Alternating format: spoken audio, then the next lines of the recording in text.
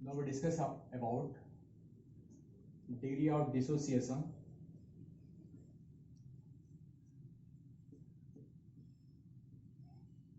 or first order kinetic.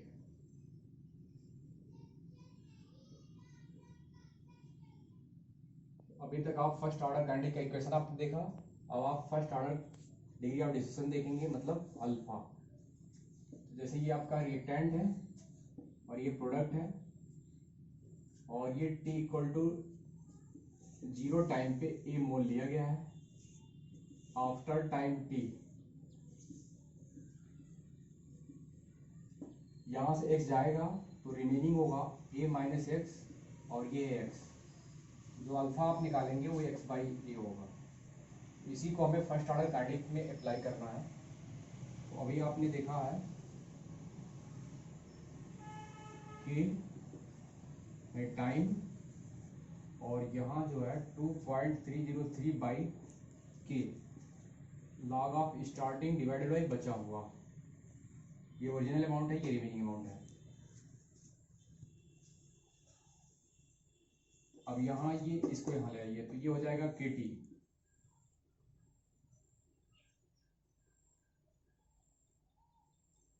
ये 2.303 यहाँ already base 10 है। तो अगर सबसे पहले आप मान ये है इसको हटाते हैं तो ये 1 बाई के हो जाएगा, log A naught by A base e हो जाएगा।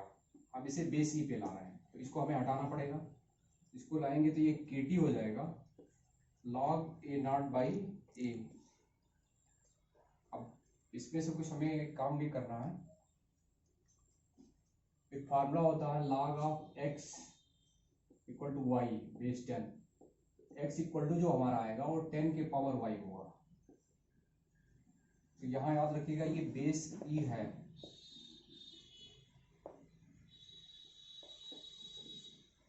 अगर हमें ए नॉट बाई ए चाहिए, ए नॉट बाई ए चाहिए तो हमारे पास हमें क्या मिलेगा, ई के पावर KT मिल जाएगा, ई के पावर KT मिल जाएगा।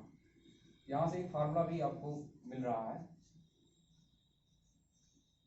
अगर इसे आप पलट देंगे तो पलटने के बाद रिवर्स करते रहते ए बाई ए नॉट, इसको पलटेंगे तो ई के पावर माइनस KT हो जाएगा और यहाँ ले आएंगे तो ये जो आपका फार्मूला बनने वाला है वो ए इक्वल टू ए नॉट ई के पावर माइनस KT, ये फार्मूला ये बन रहा है ए इक्वल टू ए नॉट ई के पावर माइनस KT।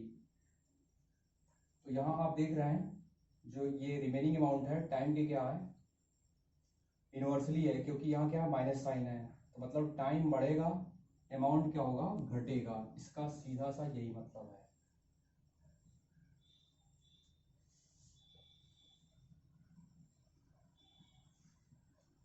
दूसरी चीज ये है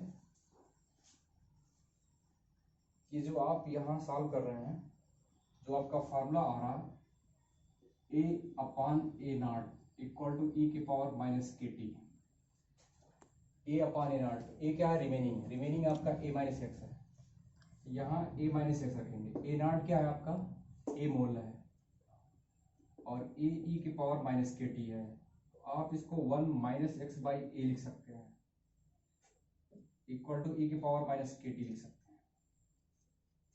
इसके बाद जो है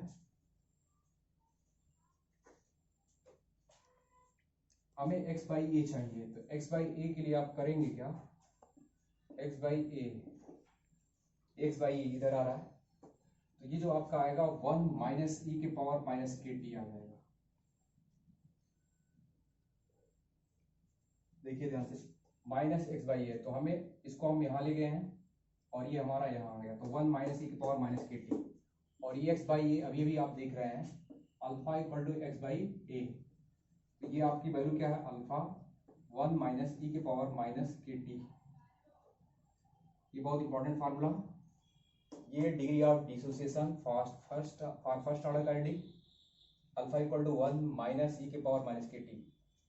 ये KT है वो आप देख रहे हैं ये टाइम है, ये रिवर्स है, उससे पहले ये रिवर्स है, तो ये रिवर्स रिवर्स क्या हो जाएगा अल्फा टाइम पे डायरेक्टली जा रहा था, लेकिन ये क्या हुआ, इन्वर्स हुआ और ये भी इन्वर्स हुआ, तो इन्वर्स इन्वर्स क्या हुआ, डायरेक्ट हो गया है। तो अगर आप टाइम बढ़ाएंगे तो अल्फा क्या होगा, बढ़ेगा। तो अल्फा डायरेक्टली प्रोपोर्शनल टू जाएगा टाइम के, मतलब टाइम बढ़ाएंगे तो अल्फा क्या होगा, डिग्री ऑफ डिसीजन बढ़ेगा। तो डिग्री ऑफ डिसीजन टाइम के साथ क्या होगा, बढ़ेगा।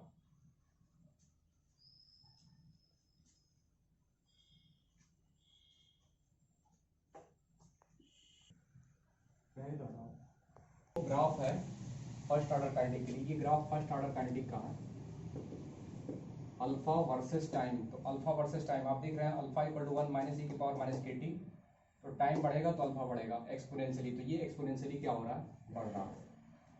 और अल्फा की मैक्सिमम वैल्यू याद रखिएगा 1 होती है, कभी भी अल्फा की वैल्यू 1 से ज़्यादा नहीं हो सकती है। तो अल्फा लाई बिटवीन 0 to 1, 0 से कम नहीं, 1 से ज़्यादा नहीं। और ये जो था ए इक्वल टू ए नॉट ई के पावर माइनस की टी, ये रिमेनिंग था, ये ओरिजिनल था। तो टाइम के साथ रिएक्टेंट क्या होता है, घटता है। तो ये देखिए टाइम के साथ घट रहा है, तो ये टाइम के साथ घटता हुआ रिएक्टेंट, ये भी एक्सपोनेंशियली है और ये भी एक्सपोनेंशियली है।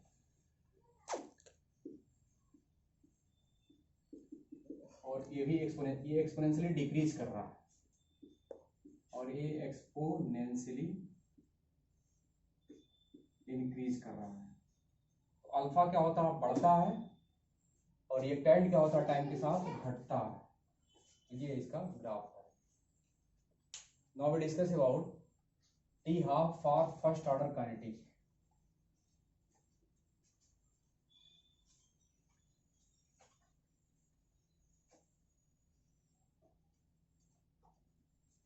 T half for first order kinetic.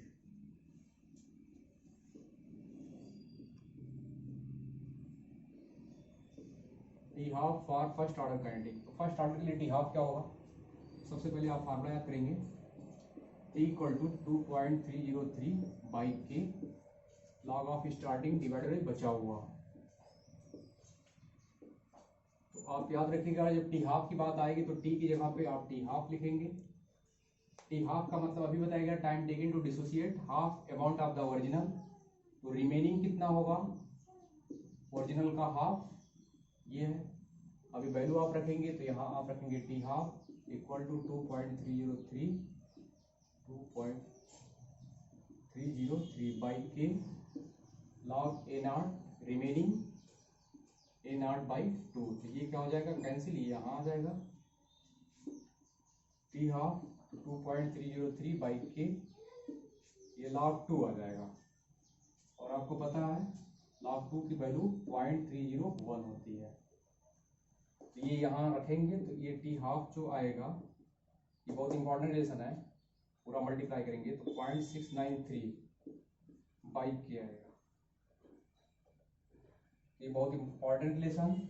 इससे पहले आपको एक रिलेशन बताया गया था, t half for any reaction A के पावर n-1 होता है। ये एक रिलेशन है n-1। अगर n क्या हो गया 0, तो टी हाफ क्या होगा, यहाँ 0 रखेंगे तो ए के पावर -1, ये डायरेक्टली प्रोपोर्शनल टू ए हो गया। तो जीरो ऑर्डर काइनेटिक के लिए t half directly proportional to A होता है। फर्स्ट के लिए अगर यहाँ 1 रखेंगे तो 1 - 1 0, ए के पावर 0 1। इसका मतलब T half is independent of the amount, मतलब टी हाफ अमाउंट पे डिपेंड नहीं करता है, एक पावर 0 मतलब 1। तो यहाँ देखिए अमाउंट नहीं आ रहा है, ये बहुत इंपॉर्टेंट लाइन आ रही है। T half for first order kinetics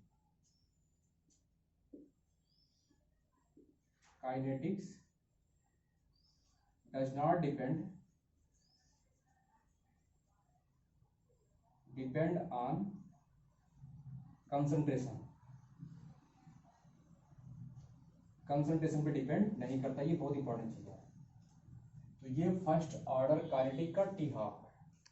इस तरीके से कुछ भी पूछे तो आप निकाल सकते हैं, t half T1/4, T3/4।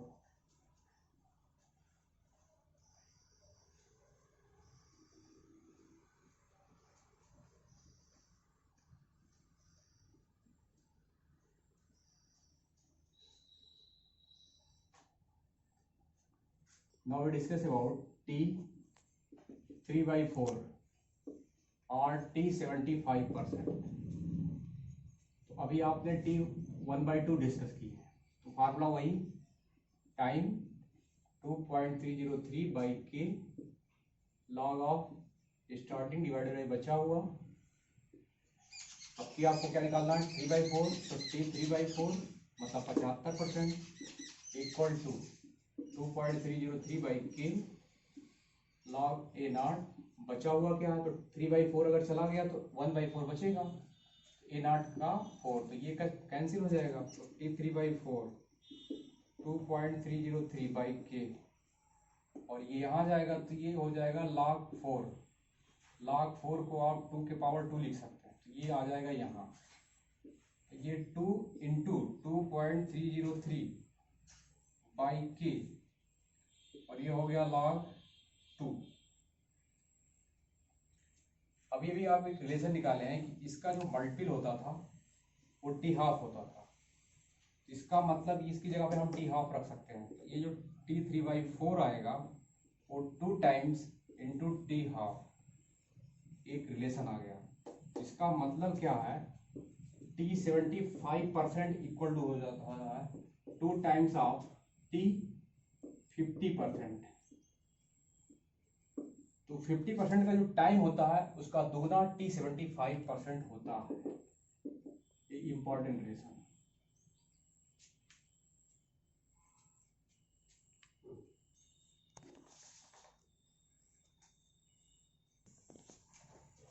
T7/8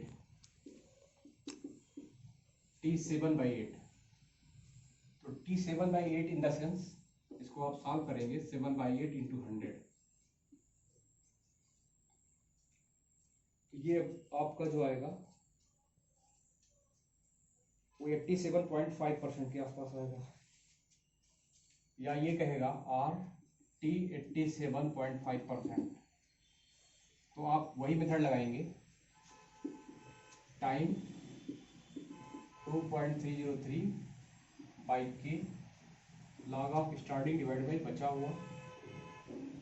T क्या निकालना है, 7/8 निकालना है, 2.303/k लॉग स्टार्टिंग है बचा हुआ। देखिए 7/8 जाएगा तो 1/8 बचेगा, 1/8 स्टार्टिंग का 1/8 बचेगा तो ये कट जाएगा, तो 2.303/k ये ऊपर जाएगा, तो log 8 को आप 2 के पावर 3 लिख सकते हो, ये आगे आ जाएगा।